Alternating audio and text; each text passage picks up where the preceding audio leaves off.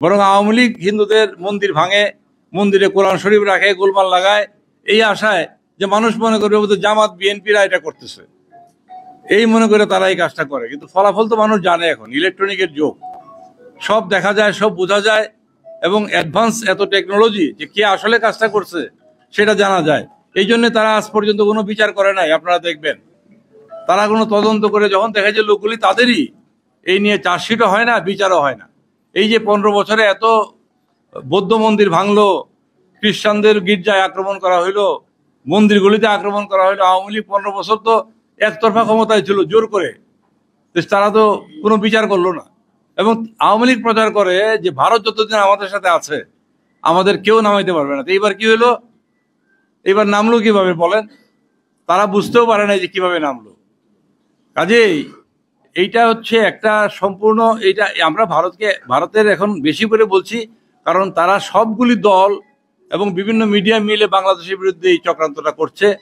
তাদের খুব ভালো লাগে না আওয়ামী লীগের পতনটা, আমরা যেটা মনে করতেছি, সেই জন্য এই কাজটা করছে। কিন্তু আলটিমেটলি ক্ষতি হচ্ছে এই দেশের সংখ্যালঘু সম্প্রদায়ের, এই যে ধর্মীয় সংখ্যালঘু, আমি ওইটা বলবো না, যদিও বলে যে দেশে কেউ সংখ্যালঘু না, কিন্তু আসলে আসলে কি কোনো অসুবিধা হচ্ছে? আচ্ছা, আসলে কিন্তু এটা আমাদেরকে ব্যবহারই করা হচ্ছে। এবং এই যে আপনারা হয়তো বলবেন, আমি বলি কথাটা, যে হিন্দু যখন আওয়ামী লীগ আসে, কেউ কেউ চাকরিতে প্রমোশন পায়, বড় বড় পদে বসে, আমরা মনে করি, আমি তো হিন্দু, আমি মনে করি এইটা হিন্দুদের তারা বিপদে বসায়, মনে করে এর চেয়ে আপন আর কেউ নাই, এই লোকগুলি আমাদের কথা শুনবে এবং আমরা যা বলি তাই করবে। অনেক মুসলমান এটা করবে না, সেই জন্য হিন্দুদের কিছু প্রমোশন হয়, কিন্তু গ্রামে গঞ্জে অত্যাচারে একদম শেষ করে দেয়। এবং ওরা এসে বলতেও পারে না যে আমরা অত্যাচারিত, বলে যে না, এটা বলা যাবে না, কার কাছে বলবা? এই হলো বাস্তব অবস্থা। আপনাদের আরো কিছু থাকলে বলতে পারেন। ওই পরিস্থিতির পরে আমাদের যারা লোকজন এখানে আছে তাদেরকে বলেছি যে সবার পাশে দাঁড়াও, এবং আমাদের হিন্দুরা যেন তাদের দাবার ঘুঁটি হিসেবে ব্যবহৃত না হয়। কারণ একটা ঘটনা আপনাদের জানেন কিনা জানি না, এই যে হাজারীর গলি নাকি চিটাগাঙের, যারা বলতে পারেন, এখানে যে ঘটনাটা ঘটেছে, ওইটা একটা বড় বিজনেস সেন্টার, এখানে একটা বড় অংশ হচ্ছে হিন্দু ব্যবসায়ী, এবং কিছু মুসলমান আছে যাদেরকে ফাইন্যান্স করে হিন্দুরা, আমরা খোঁজ নিয়ে জেনেছি। ওইটা আবার লিড করে ওই যে মহিউদ্দিন চৌধুরীর ছেলে মহিবুল নওফেল বোধ হয়, হ্যাঁ এই নাম, সে তার চক্রান্ত এগুলি সব।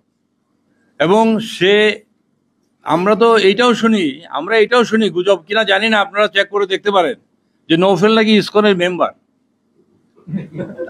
বলে এটা আমি ইসকনের মেম্বার, কোথায় জানি বলছে, নিজেই বলছে ইসকনের মেম্বার। কাজেই বুঝতে পারবেন এই ইসকন দেখছে যে ইসকন একটা আন্তর্জাতিক হিন্দুদের একটা প্রতিষ্ঠান, এইটাকে ব্যবহার করা যায় কিনা। পুরো ইসকনকে ব্যবহার করতে পারে নাই, তাদের থেকে বহিষ্কৃত একটা লোককে তারা ব্যবহার করছে, সেটা চিন্ময় নামে এক ভদ্রলোক, তার নামে অসংখ্য অভিযোগ আছে এবং ইসকন দ্বারা বহিষ্কৃত।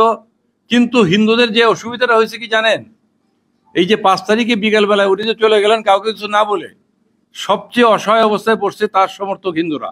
এবং এটা তো অস্বীকার করার জোগাড় নাই, বাংলাদেশে হিন্দুরা আওয়ামী লীগের একটা বড় অংশ আওয়ামী লীগকে ভোট দিত, তারা বলে উনি চলে গেছে, আমাদের তো সর্বনাশ, আজকে থেকে তো আমাদের পুরাই দিবে, বাড়িঘর সব ভেঙে দিবে। কিন্তু দেখা গেল 4-5 দিনে যে কিছু গোলযোগ হয়েছে, রাজনৈতিক গোলযোগ, এই গোলযোগে তুলনামূলকভাবে যে পরিমাণ হিন্দু আক্রান্ত হইতে পারত, তার চেয়ে অনেক অনেক কম আক্রান্ত হয়েছে, এবং বড় ধরনের কোনো ঘটনা ঘটেই নাই। আমরা ঠাকুরগাঁ, পঞ্চগড়, আমার মহাসচিব, আমরা ঠাকুরগাঁ, পঞ্চগড়, দিনাজপুর এসব জায়গায় গেলাম 2-3 দিনের মধ্যে। ওরা প্রচার করলো যে সব মন্দির ঘুরায় ফেলছে ভাইয়া। আমরা গিয়ে দেখলাম সব মন্দির ঠিক আছে, এবং তারা বলছে যে আমাদের কোনো অসুবিধা হয় নাই। একটা রব উঠছিল যে বোধহয় আমাদের উপর আক্রমণ হইতে পারে, আমরা ভীত ছিলাম, কিন্তু বিএনপি, জামাত বা অন্যান্য রাজনৈতিক দলের যে কর্মীরা ছিল তারা আমাদেরকে পাহারা দিচ্ছে, সহায়তা করছে, না দিলেও কিছু হইতো না। কিন্তু ওই পরিস্থিতির কারণে তারা আসছে, তারা আমাদের জন্য কোনো সমস্যা হয়নি।